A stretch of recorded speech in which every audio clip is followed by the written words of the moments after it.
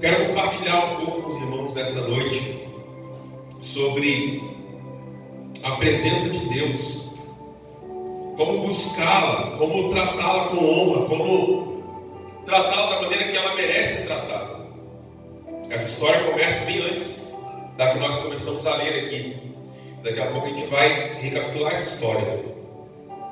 Mas eu quero pensar com vocês algumas coisas aqui nessa noite. Como é que temos lidado com a presença de Deus? Que importância temos dado à presença de Deus? Que reverência temos tido com a presença de Deus? São coisas que nós precisamos refletir nesse tempo. Nós vamos ver aqui 3 momentos que fazem parte dessa história e a maneira como as pessoas trataram a Arca da Aliança, que representava a presença de Deus no meio do povo de Israel. Então essa história aqui, ela começa um pouco antes, cerca de 60 a 80 anos antes. Quando você lê a sua Bíblia, alguns estudiosos aí, na hora que vão interpretar o que está escrito ali, ficam confusos por quanto tempo a arca ela ficou, vamos dizer assim, desprezada, né, no meio do povo de Israel. Lá no texto de Samuel vai dizer que ela ficou 20 anos na casa. Alguém ajuda a irmã ali, por favor? 20 anos na casa de Abinadab. Mas, na verdade, o trecho diz que ela ficou 20 anos na casa de Abinadab, até que Samuel fosse chamado para tomar uma decisão a respeito do povo de Israel e do que ele iria fazer. Mas, se a gente for calcular, daqui a pouco vocês vão ver que a arca ela passou ali, no mínimo 60 e poucos anos. A gente vai entender isso. Então, como é que começa essa história, irmãos? Vocês sabem que a arca ela foi um objeto que Deus mandou Moisés construir. Ele era construído de madeira de acácia, e por dentro e por fora era revestido de ouro. E ali dentro havia algumas coisas que simbolizavam o poder de Deus, simbolizavam a glória de Deus no meio de Israel.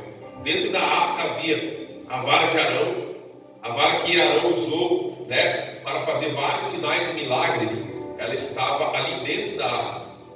A vara que floresceu. Você imagina um cabo de vassoura, vamos dizer assim, só para você entender, ficar mais fácil entender no dia de hoje.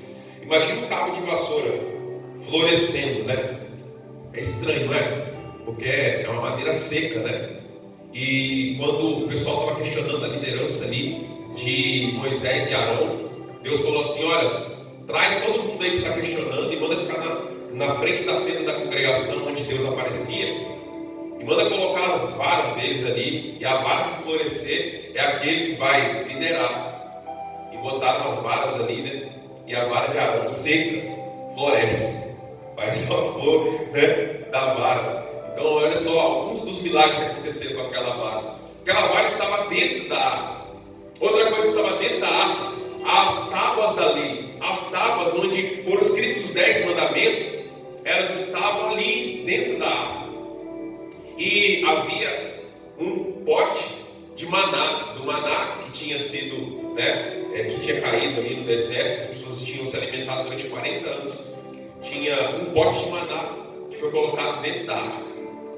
Então, naquela arca havia objetos, sinais que representavam a glória de Deus e o poder de Deus.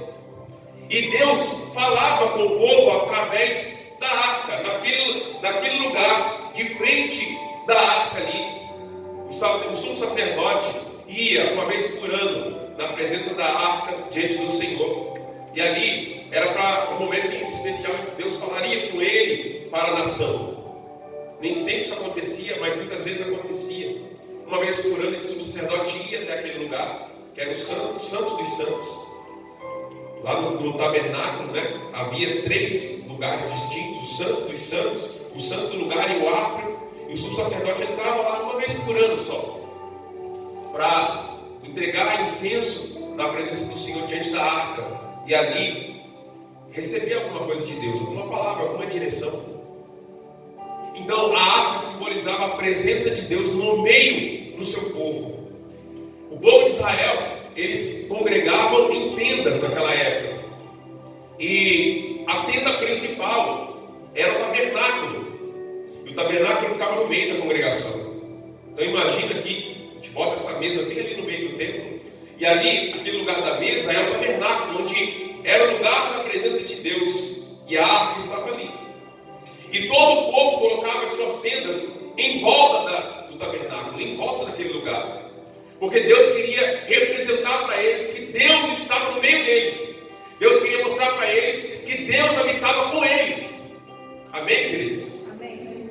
Então, a arca era a presença, era a manifestação física, real, da presença de Deus com o seu povo.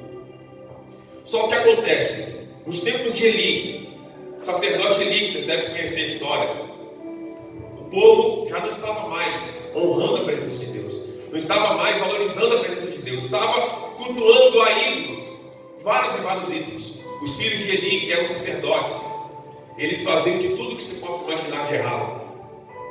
Os filhos de Eli roubavam das ofertas e dízimos que traziam ao altar.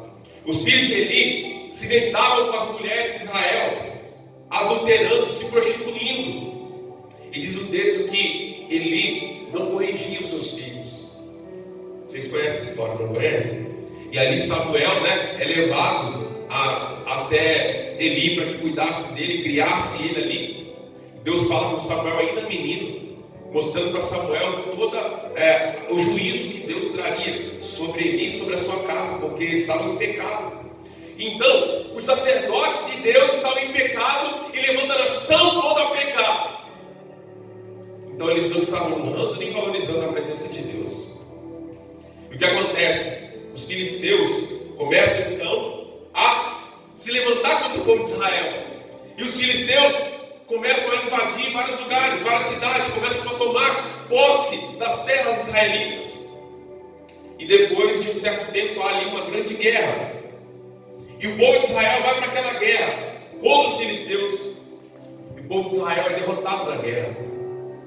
Quando o povo de Israel é derrotado pela primeira vez e morrem ali, eu não lembro exato, mas eu já me esqueci, mas eu acho que é uns 4.000 pessoas mais ou menos que morrem ali na primeira vez. E quando morre aquela multidão de homens e eles perdem a guerra, eles voltam para suas casas e eles não se dão satisfeitos. Eles falam assim: não, Deus é conosco, Deus é maravilhoso, Deus é poderoso, nosso Deus pode convocar inimigo. Vamos trazer a arca, porque se nós trouxermos a arca e a arca estiver no nosso meio, quando ele estiver guerreando, o inimigo não vai poder conosco, então o inimigo vai ser derrotado. E o que eles fizeram? Mandaram trazer a arca. E os sacerdotes, filhos de Eli, que se sabem da história, que viviam em pecado, foram lá pegar a arca e trazer a arca e botar a arca no meio deles, no meio da guerra. No primeiro momento pareceu que deu certo, porque os filisteus ficaram morrendo de medo. Os filisteus falaram: que gritaria é essa no meio do acampamento de Israel? E alguém disse assim: é porque eles trouxeram a arca da aliança do Deus deles. E os filisteus então ficaram morrendo de medo, falaram assim: ai de nós vamos ser destruídos. Esses são os deuses que destruíram os egípcios, esses são os deuses que destruíram Og e Esbom, aqueles reis lá que eram gigantes lá quando eles chegaram na terra de Canaã. Esses caras vão destruir a gente, vão acabar com a gente, não vai sobrar nada. Mas aí o governante lá, o chefe, falou para os filisteus: olha, deem o seu melhor, lutem por vocês e pelos seus filhos, vamos lutar com honra. E eles lutaram aquela guerra e destruíram o povo de Israel ali. O povo de Israel foi humilhado. Os filhos do sacerdote Eli morreram, foram assassinados. E eles tomaram a arca do Senhor, os filisteus, e levaram a arca do Senhor para a terra deles. Então vem um mensageiro e vai contar a história para Eli. Diz que Eli, o sacerdote, já era velho e gordo, bem gordo, que não, ele nem conseguia se mexer direito. Ele estava sentado na porta da cidade, num banquinho ali, ansioso, esperando uma notícia para saber o que estava acontecendo. Quando chega o mensageiro e fala: olha, os seus filhos foram mortos na guerra, nós perdemos a guerra e a arca da aliança foi levada.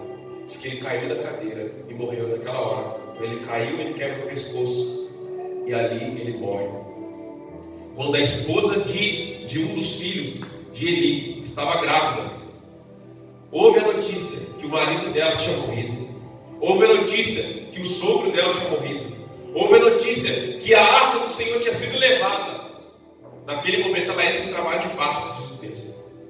E naquele momento ela dá a luz. E ao dar a luz ela diz: o nome dele será Icabod. Em alguns lugares está escrito Icabod. Ou seja, foi-se a glória de Israel. Foi-se a glória do povo de Deus por causa da arca. E assim que ela acabou de dizer isso, ela morre. E deixa aquele filho ali sem mãe e sem pai. Aí começa então essa história de que a arca ela foi levada e depois, quando ela é trazida, ela é deixada de lado. A arca passa 7 meses no meio do povo filisteu. Quando os filisteus levam a arca para lá, eles colocam a arca no templo do seu Deus. Colocam a arca de frente para Dagon, Deus deles. Diz o texto ali que na primeira noite, quando a arca estava ali, a estátua de Dagon, que era metade peixe, metade homem, daqui para baixo era peixe, daqui para cima era homem, ela cai prostrada diante da arca de Deus. Quando os homens vão ali no templo, naquele outro dia, e vem aquela estátua, diante da arca de Deus, e falam: o que é isso? Quem foi que derrubou a estátua? Levanta a estátua e deixa a estátua no seu lugar. Passa mais uma noite, na outra noite foi pior, porque a estátua caiu diante da arca, quebrou-se as mãos da estátua e a cabeça da estátua. Ficou ela quebrada ali diante da arca de Deus. Então, aqueles homens ficaram perturbados com aquilo. O que está acontecendo? Ficaram com medo e começaram a ficar com medo. E ali começou então a vir uma praga no meio deles.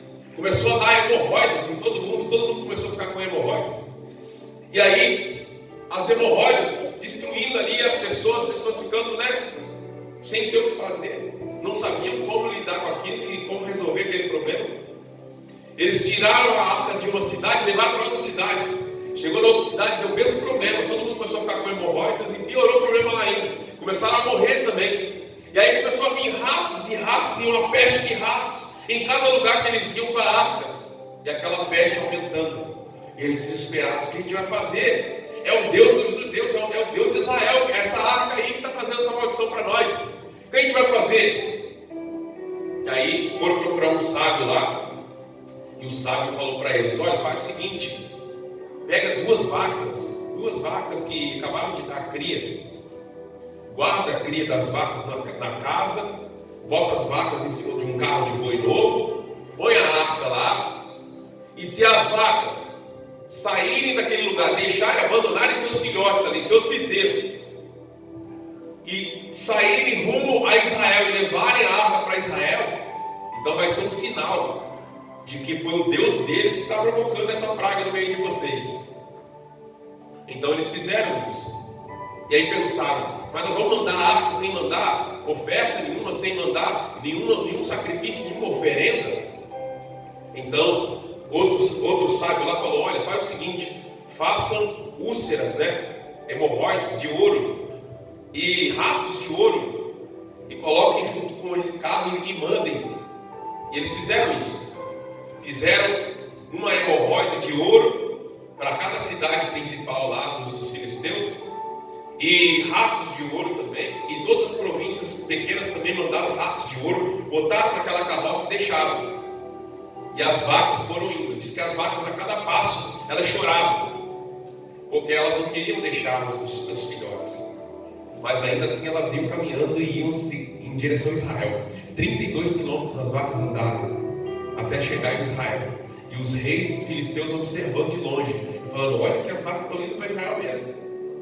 E quando chega então em Israel, na cidade que eles chegaram ali, chamada Bet-Semes, diz que os homens da cidade festejaram, ficaram alegres, pegaram a carroça, destruíram a carroça, fizeram ali uma fogueira, pegaram as vacas, sacrificaram as vacas ao Senhor ali em cima da fogueira, feita com a carroça. Ficaram alegres, botaram a arca em cima de uma pedra, botaram os presentes de ouro naquela pedra, e diz que os homens ficaram curiosos. E aí começaram a querer olhar dentro da arca, ver o que tinha lá.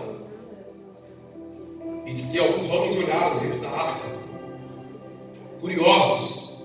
Vocês sabem que a lei dizia que nem podia tocar na arca, não é verdade? Não podia tocar, se tocasse ia morrer. Não podia olhar lá dentro também, era proibido. E aí diz o Senhor na palavra que naquele mesmo dia 70 homens de Bet-Semes morreram naquele mesmo dia, porque eles tinham olhado para dentro da arca. Imagina só, a arca está vindo, era uma cidade pequena, não era uma cidade muito grande, não sei quantas pessoas tinham naquela cidade, mas não era uma cidade grande, uma cidade pequena, e de um dia para o outro, 70 homens morrem, porque olharam para a arca. Olha só, uma tragédia, sim ou não? Se morressem 70 pessoas de uma vez aqui em São Brás, vocês iam achar que era uma tragédia, sim ou não? 70 homens morrem porque olharam na arca. E eles ficam desesperados e mandam mensagem para a cidade vizinha: olha, a arca do Senhor está aqui, os filisteus mandaram ela para cá, venha pegar aqui por favor, nós estamos desesperados, não sabemos o que fazer. Então, os homens da cidade vizinha vieram, pegaram a arca, levaram para a casa desse homem chamado Abinadab. Ao chegar na casa de Abinadab, consagraram o filho dele, chamado Eliabe, consagraram ele para cuidar da arca. Eles não eram levitas, nem Abinadab, nem Eliabe. Vocês sabem que a lei de Moisés dizia que os levitas tinham que cuidar da arca e das coisas do Senhor. Eles não eram levitas. Consagraram Eliabe e ele ficou responsável pela arca. Durante 20 anos ele fica responsável por aquela arca, sem que ninguém, nenhuma autoridade de Israel vai buscar a arca. Preste atenção, que depois a gente vai explicar o que eu quero que vocês entendam sobre isso. Então preste atenção. O sacerdote, que era Eli, morreu, sim ou não? Então, a liderança de Israel, religiosa, estava morta. Os dois filhos dele também morreram.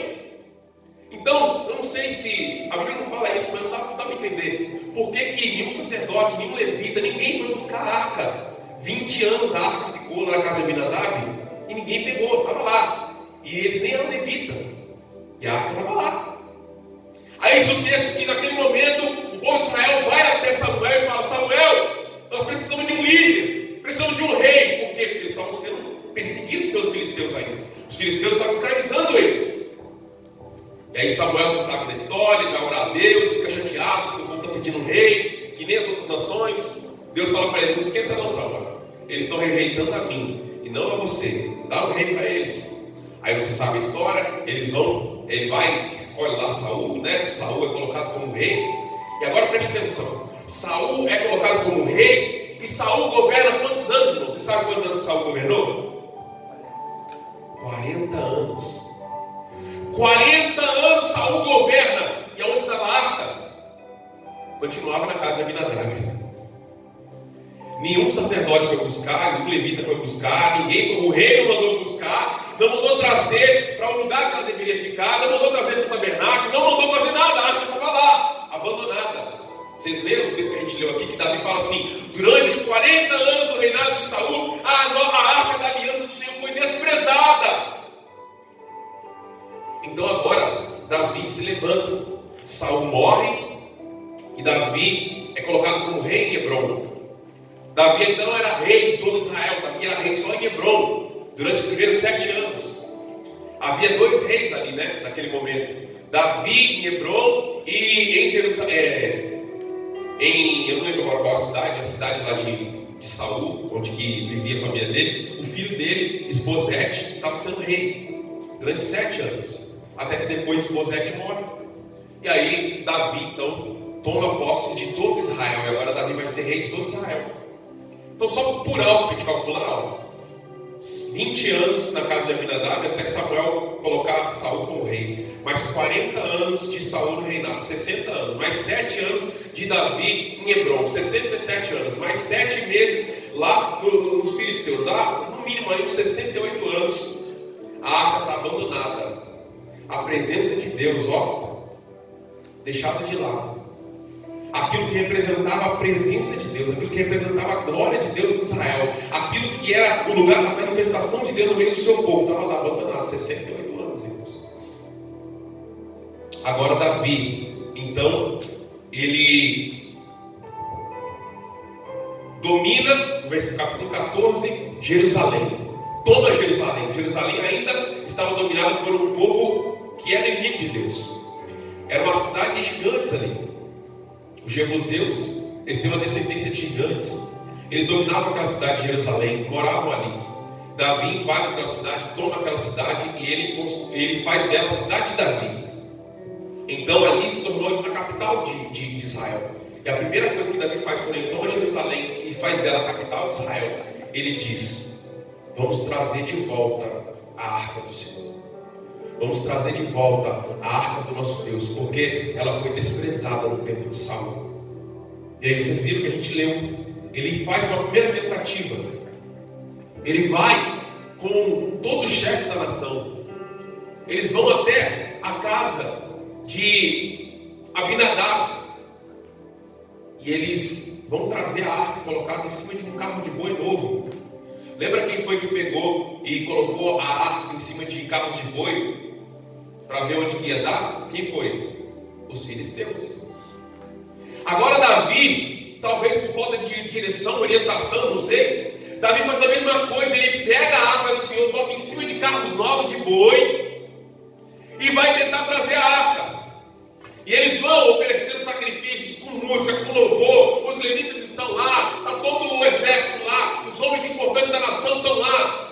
Mas o que acontece? Os bois tropeçam. Quando tropeça, o que acontece? Uzá, que era filho de Abinadab, um dos que talvez ficaram ali, a sua vida toda, talvez, observando a arca lá na casa deles. Ele tinha familiaridade com a arca. Quem sabe ele pensou: não vai acontecer nada, eu estou ajudando. Eu vou, não vou deixar a arca cair no chão. E quando ele vai pegar, naquele mesmo momento ele é fulminado. Na hora ele cai morto. E Davi fica irado e indignado ao mesmo tempo. Davi fica com medo e diz: como poderei levar a arca do nosso Deus para Jerusalém? E ele para por ali e fala assim: não dá, não vou fazer isso. Ele fala: encontra aí o primeiro lugar que vocês encontrarem para deixar essa arca, deixa ela lá. E consegui encontrar na casa de Obed-Edom, não sei se era mais próximo, mas pode ser que seja. Obed-Edom era um levita, melhorou um pouquinho. Botaram na casa de Obed-Edom e ela ficou lá. E Davi voltou para Jerusalém, voltou todo mundo para sua casa, triste, desanimado, porque tentaram trazer a presença de Deus, tentaram trazer a arca, mas foram frustrados. Não deu certo. Alguém morreu nessa tentativa. Tentaram trazer da maneira errada. E o que acontece? Acontece que a palavra diz que Obed-Edom começou a prosperar de uma maneira extraordinária. Os 3 meses que a arca fica na casa dele, diz que era uma coisa absurda. As pessoas começaram a perceber que na casa dele, na família dele, tudo estava prosperando. E foram até o rei falar: ô rei Davi, olha, a casa de Obed-Edom está prosperando. Está tudo diferente na casa dele, para melhor. Eu não sei, a Bíblia não dá detalhes do que aconteceu, mas com certeza foi algo que ficou notório à vista de todo mundo estava percebendo que algo diferente estava acontecendo. Em 3 meses, você perceber uma diferença, que a casa da pessoa, a vida da pessoa está prosperando, é alguma coisa que tem que ter acontecido muito, muito grandiosa, né? Porque 3 meses não é muito tempo, não é verdade? E foi tamanha a situação que Davi falou assim: não, tem que trazer a arca, eu não posso deixar a arca lá, eu não posso deixar a presença de Deus lá. Deus tem que vir aqui para o centro da nação, Jerusalém, a capital da nação. Todos têm que adorar o Senhor juntamente com a arca, todos têm que vir e celebrar. Ela tem que estar aqui, ela tem que ser honrada, ela tem que ser colocada no lugar central, no lugar que é feito para ela. Davi então constrói um tabernáculo ali em Jerusalém. Ele constrói um templo especial para a arca. E agora ele entendeu o que tinha que fazer. A Bíblia não fala quem foi que explicou para ele, não fala quem foi que orientou ele, mas ele disse: agora, dessa vez, a arca será trazida pelos levitas. Agora, dessa vez, os levitas trarão a arca nos seus ombros, porque o Senhor designou os levitas para levar a arca. Nenhum outro pode levar a arca. Então ele separa os levitas e eles vão até a casa de Obed-Edom. E eles vêm trazendo a arca. Eles vêm carregando a arca nos seus ombros. E vai aquela multidão atrás. Eles vão adorando, eles vão celebrando. Eles fizeram ali vários sacrifícios ao Senhor, ofertas ao Senhor. Depois que chegaram em Jerusalém, fizeram uma grande celebração, um grande culto. Davi ficou tão feliz, mandou fazer bolos e pães para todo mundo. E deu um pão para todo para lá, para levar para sua casa. Você, leva esse pão para sua casa, chega lá, reparte com a sua família, ora com eles, abençoa eles. E Davi foi por último. Depois que acabou, despediu todo mundo, foi ele para sua casa com seu pãozinho para lá, repartir com a sua família e abençoar a sua família. Chegou em casa, a sua esposa estava lá murmurando a respeito dele. Que ridículo que você estava. Olha que papelão que você fez. Porque os reis tinham uma roupa real, mas Davi não usou sua roupa real. Davi colocou uma veste de linho que nem os levitas usavam. Ele colocou aquela veste de linho simples, e assim como os levitas. E ele estava ali adorando o Senhor, celebrando a presença de Deus.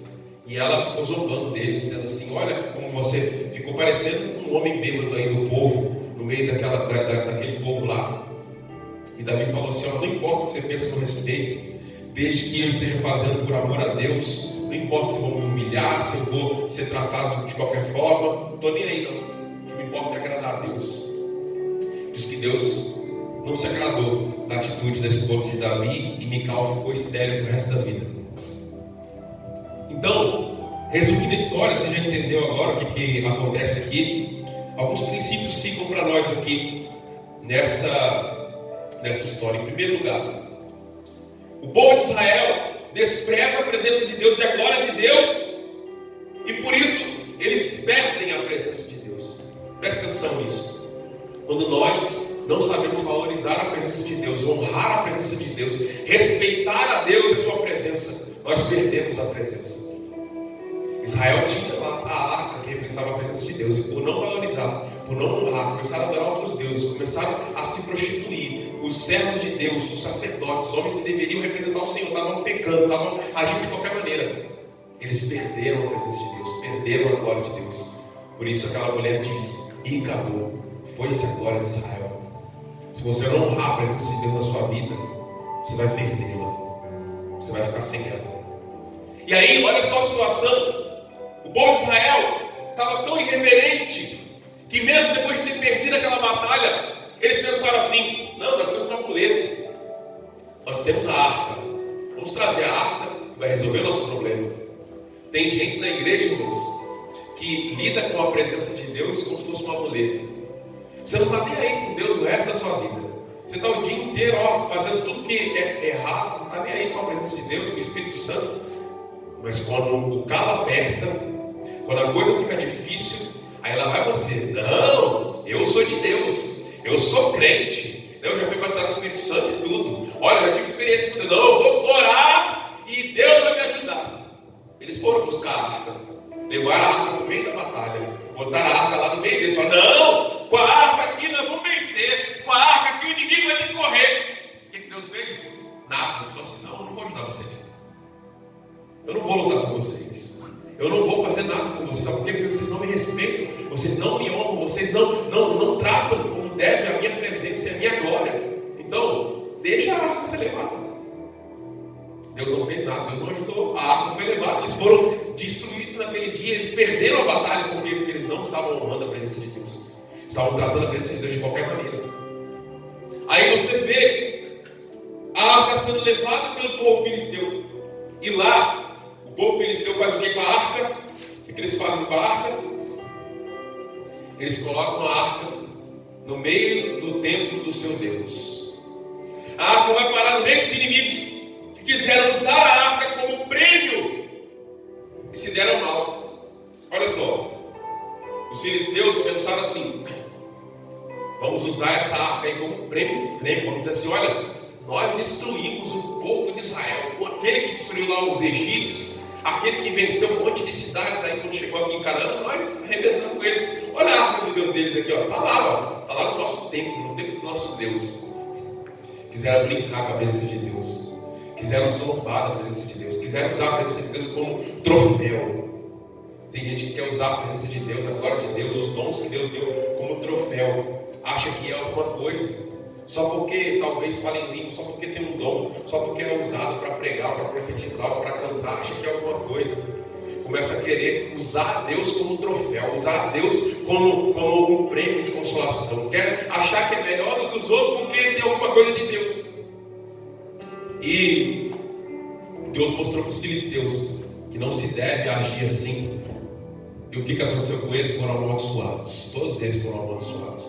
Muitos deles morreram, outros deles estavam todos cheios de úlceras, cheios de hemorroidas, ratos destruindo as plantações, destruindo as cidades todas, até que eles reconheceram que não era assim que se tratava a presença de Deus, e eles devolveram, se arrependeram e devolveram a arca. Falaram assim: não, vamos mandar esse negócio para longe daqui, porque nós estamos sendo amaldiçoados com esse negócio aqui. Eles não serviam a Deus, eles não eram homens de Deus, não conheciam a Deus, mas eles foram obrigados a reconhecer a grandeza e a glória de Deus e a presença de Deus naquele lugar. Eles foram obrigados a reconhecer, por mal que foram obrigados. Falaram assim: esse Deus de Israel é poderoso mesmo. Se a gente não mandar essa arca embora, ele vai destruir a gente todinha aqui, vai acabar com todas as cidades. Vamos mandar esse negócio embora. Foi 7 meses só que eles aguentaram ficar com a arca lá. E cada cidade que eles mandavam a arca, o negócio ficava estreito para eles. Depois que a arca vem, então, os inimigos devolvem a arca, e o povo de Israel não sabe o que fazer com ela, porque falta instrução ou há desobediência. Eu não sei qual dos dois, mas uma das duas coisas aqui acontece. A arca então vem, ela chega e ela é colocada ali em Bet-Semes. Presta atenção. E naquele lugar, aquele povo que era o povo de Deus, mas que é uma coisa engraçada, né? Porque diz que a cidade de Bet-Semes ficava na fronteira. Ela ficava na fronteira entre Israel e os filisteus. Sabe aqueles crentes que ficam em cima do muro, né? Não sabe se fica do lado de Deus ou do lado do inimigo. O pessoal de Bet-Semes, eu acho que era bem assim, sabe? Porque a arca chega e eles não sabem o que fazer com a arca. E fica lá cheio de curiosidade. Vamos ver o que tem aqui. Levanta a tampa, vê o que tem dentro. Olha só o negócio. Fica lá achando que é brincadeira, é brinquedo, né? Não sabe lidar com a presença de Deus, não sabe como agir diante da presença de Deus. O que acontece? Ou por falta de instrução ou por desobediência. Porque se eles sabiam que não podiam tocar, que não podiam olhar, então eles foram desobedientes. Se eles não sabiam, então faltava instrução. Mas por que eles faltavam instrução? Eles não eram do povo de Deus, não deviam saber? E a questão é que eles ficaram olhando dentro da arca, cheios de curiosidade, não trataram ela como deviam, não deram a ela a honra que devia, não deram a reverência que ela devia, e morreram 70 homens naquele dia. Ficaram desesperados, mandaram chamar alguém para levar a arca de lá. Tem um crente que é cheio de curiosidade. Ele não ama a presença de Deus, não honra a presença de Deus, não tem reverência para com Deus, mas é cheio de curiosidade. Já viu aquele povo que fala assim: eu quero ir lá no monte? Ele não quer ir no monte porque ele realmente ama a Deus. Ele quer ir lá porque ele ouviu falar de que tem algumas pessoas que vão orar no monte, daí tem uns gravetos lá que começam a pegar fogo, aí ele quer ir lá ver o graveto pegar fogo. Crente curioso, já viu isso? Em vez de, ele não quer ir lá porque ele quer a presença de Deus na vida dele, porque ele quer algo, não, ele quer ir lá porque ele quer ver o graveto pegar fogo. É crente curioso, não sabe lidar com a presença de Deus. E desses aqui, 70 morreram. Então a arca é levada para a casa de Abinadab. Ali permanece por um longo tempo, esquecida e sem seu devido valor. Não sei se você sabe quanto tempo ela passou lá, no mínimo 60 anos. Durante 20 anos de opressão filisteia e mais 40 anos do reinado de Saul, mais 8 anos do reinado de Davi, a arca ficou abandonada na casa de Abinadab, até que Davi resolve trazê-la de volta para um lugar de honra, para que elas fossem tratadas como ela era digna. Será que nós, nesse ano de 2022, vamos trazer a presença de Deus para um lugar onde ela vai ser honrada? Será que nós vamos honrar a presença de Deus na nossa vida, na nossa família, na nossa casa? Será que nós vamos tratar a presença de Deus como ela é digna de ser tratada? Davi, ele decide no seu coração: vamos trazer a arca, vamos trazer a presença para o lugar que ela deve estar. Só que ele não sabia fazer isso. Davi tenta trazer a arca do Senhor de maneira errada, da mesma forma que os filisteus fizeram. E no final, uma pessoa morre. Isso que acontece quando a gente quer fazer a vontade de Deus da maneira que a gente quer e não da maneira que Ele quer. Havia uma maneira correta, havia uma maneira adequada. Deus já havia deixado na lei de Moisés como deveria fazer. Só podia pegar as coisas sagradas que estavam dentro do tabernáculo, os sacerdotes. Só eles podiam pegar. Os sacerdotes eram um grupo mais seleto dentro dos levitas. Então, eles colocaram um carro de boi, que nem os filisteus, que nem os ímpios. Tem muita gente hoje, tem muita igreja hoje, tentando atrair a presença de Deus, usando artifício mundano, artifícios do mundo, imitando os ímpios para tentar atrair a presença de Deus. Não vai dar certo. Alguém vai sair queimado nessa história. Alguém vai sair machucado nessa história.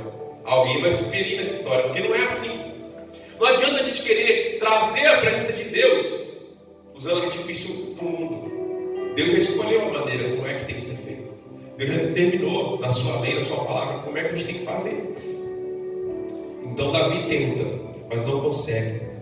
Ele abandona, ele desiste. Até que ele começa a ver que a casa onde a arca tinha ficado por 3 meses estava prosperando, estava avançando.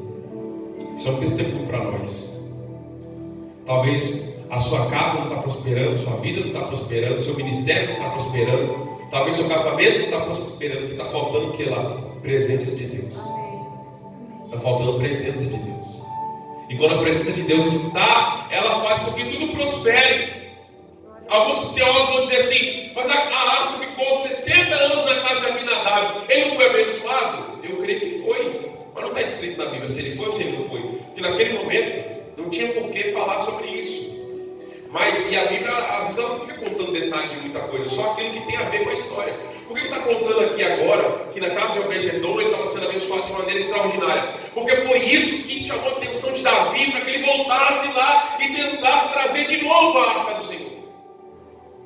Então está mostrando para nós aqui, olha, Obed-Edom foi tremendamente abençoado durante os 3 meses que a arca esteve na casa dele, porque a presença de Deus estava ali.